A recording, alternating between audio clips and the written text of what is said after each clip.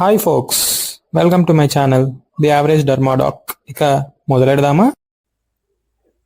Rituximab, దీని పేరు నుంచే మనం ఇదేంటో ఈజీగా కనిపెట్టొచ్చు. It is a chimeric monoclonal antibody, anti CD20 IgG antibody.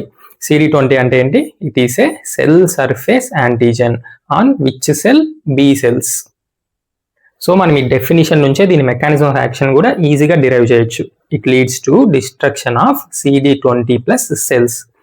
మన రిటుక్సిమాబ్ వెళ్ళి ఏ సెల్స్ అయితే CD20 యాంటీజెన్ ఉంటుందో ఆ సెల్స్ ని చేసి చంపేస్తుంది అనమాట. Highly targeted via antibody mediated cell damage, complement dependent cytotoxicity, signalling induced cell death. That is it stimulates apoptosis.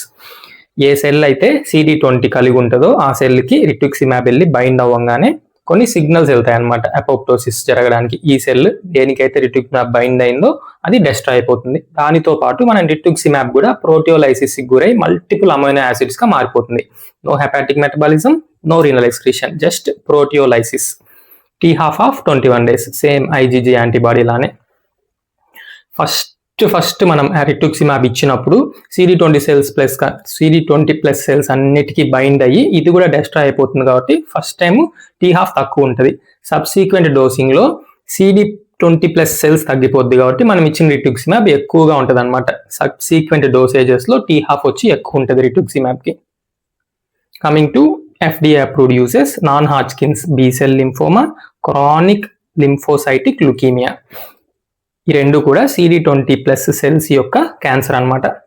Rheumatoid arthritis, granulomatosis with polyangiitis, microscopic పాలియాంజైటిస్.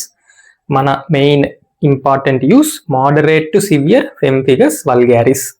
ఫెంఫిగస్ vulgaris లో rituximab B cells అన్నిటిని చంపేయడం వల్ల no B cells, no antibodies. Particular గా ఏ యాంటీబాడీస్? Anti desmoglein antibodies. Off label uses ఇంకా మిగిలి ఉన్న immunobullous diseases: ఫెంఫిగస్ foliaceus, paraneoplastic pemphigus, bullous pemphigoid, mucous membrane pemphigoid, epidermolysis bullosa acquisita, cutaneous lupus, graft versus host disease, scleroderma, dermatomyositis. వీటన్నిటికీ off label గా rituximab ని use చేస్తాం. Rituximab అనేది 50 ml vials లో 500 mg of rituximab drug ఉంటుంది. It is available in solutions for slow IV infusion. First పెట్టినప్పుడు మనం చాలా స్లోగా పెట్టుకోవాలి ఇన్ఫ్యూషన్. సబ్సిక్వెంట్ డోసేజ్ లో స్పీడ్ పెంచుకోవచ్చు.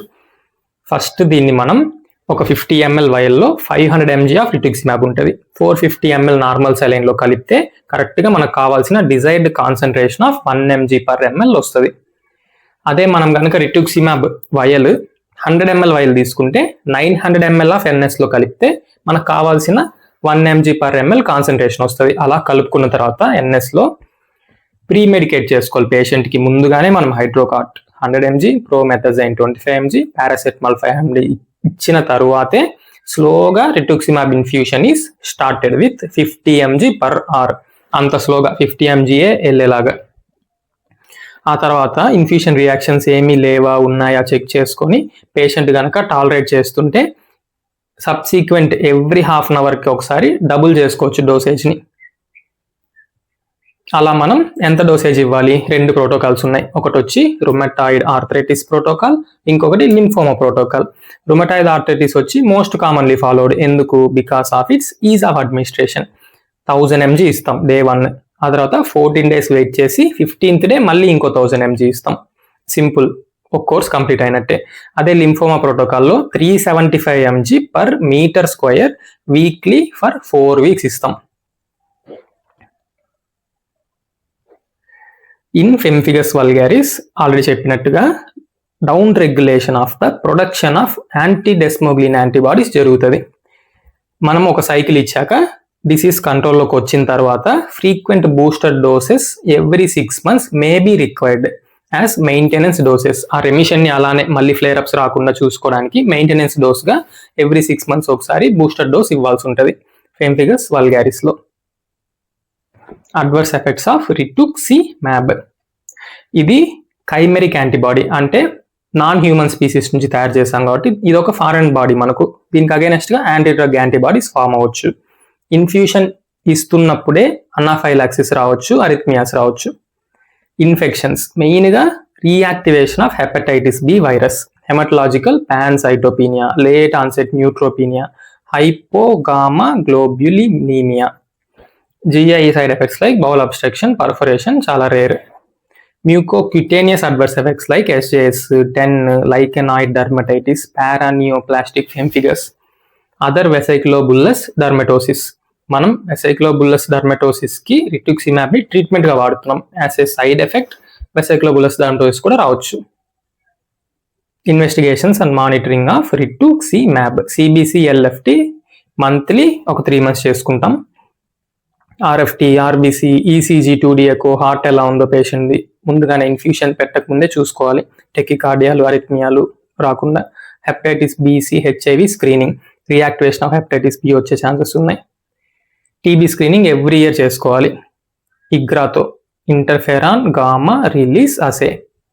ఫెంఫిగస్లో అయితే మనం ఇస్తున్న రిటుక్సిమాబ్ వెళ్ళి B సెల్స్ని చంపేస్తే ప్రొడక్షన్ ఆఫ్ డెస్మోగ్లిన్ యాంటీబాడీస్ తగ్గిపోవాలి కదా. సో తగ్గుతుందా లేదా చెక్ చేసుకోవడానికి anti desmoglein antibodies levels ELISA ద్వారా 3 to 6 months ఒకసారి చేసుకుంటాం. CD20+ సెల్స్ మనం దేన్నైతే వేసేయాలనుకుంటున్నామో ఆ సెల్స్ ఎంత ఉంది ఏమి అని ఫ్లో సైటోమెట్రీ ద్వారా చూసుకుంటాం. ఛానల్ పేరు గుర్తుందిగా, లైక్, షేర్, సబ్స్క్రైబ్ చేయడం మాత్రం మర్చిపోకండి. Thank you. హస్త ల విస్తా, దస్ విదాన్య.